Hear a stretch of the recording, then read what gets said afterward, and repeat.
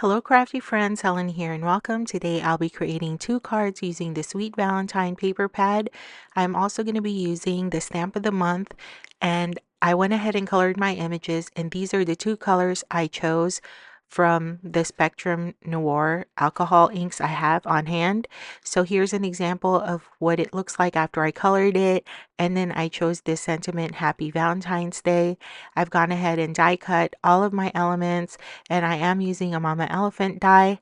I thought that this whole collection had a shabby chic look, so I thought I would go with that, and I picked out this die which has shutters and an open window. Now you can even create shaker cards with this die, but I'm not going to put any acetate on it because I want the option of it to like open and close, and that's what I did. And so I did cut the inside of the square to the size 3 by 3.5, just so I can inlay it. But then on my second card, you'll see that I'm going to be gluing it behind the trim of the window, only because it is slightly smaller.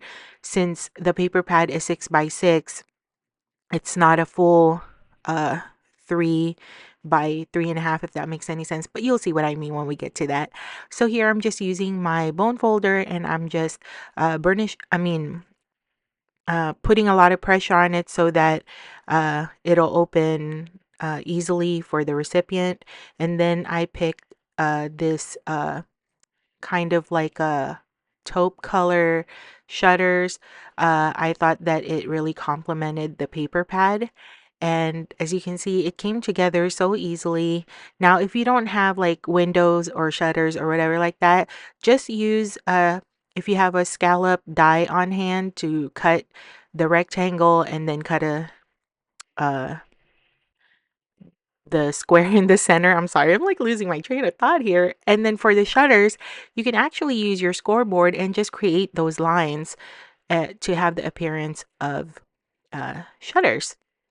So as you can see here on my second card, I did go ahead and die cut another scallop rectangle with the same color shutters. No, not the shutters. This is soft seafoam. And then I used the leftover for my first cut with the pattern paper because I didn't want it to go to waste.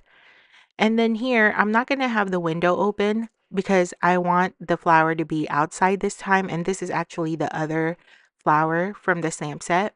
It was so super easy to color.